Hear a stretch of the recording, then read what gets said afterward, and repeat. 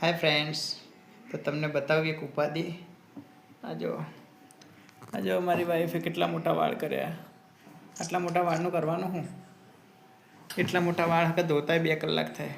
અને શેમ્પૂ ટકલું કરાવવું? સાચી વાત છે, કરાવી દો. પેલું ટકલું કરે છે પેલું મંદિર, બાલાજી મંદિર લઈ જવું એટલે હું પુણ્યનું પુણ્ય થઈ જાય અને વાળે કપાઈ જાય. પણ જો આવ્યું એ તમિલનાડુમાં ચોક આવ્યું. તમિલનાડુ ટકલું થવા છે, તમિલનાડુ જવાનું. ઉજ્જૈન બાજુ આવ્યું હે. હોય નહીં આટલામાં ચોક? ના, આટલામાં ગુજરાતમાં નહીં. આટલામાં ચોય નહીં. એના માટે તો જ જવું પડશે બાલાજી મંદિર. અરે રે, આ તો ઉપાધિ થઈ ગઈ. અરે એમાં એ આપી દઈએ ને તો પૂન બી મળી જાય અને વાળ બી જતા રહે, ઝંઝટ પતી જાય રોજની.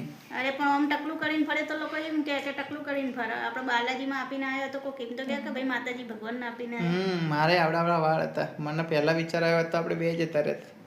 હું એ ખોટા કપાઈને આવ્યો.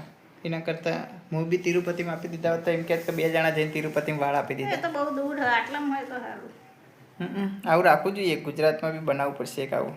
એટલે તો જઈને આવી રીતે વાળ કપાઈ દેવાય, ટકલું કરાવી દેવાય. શું કહેવું તમારું? કરાવવું જોઈએ ને? સાચી વાત. સાચી વાત, કરાવવું જ જોઈએ.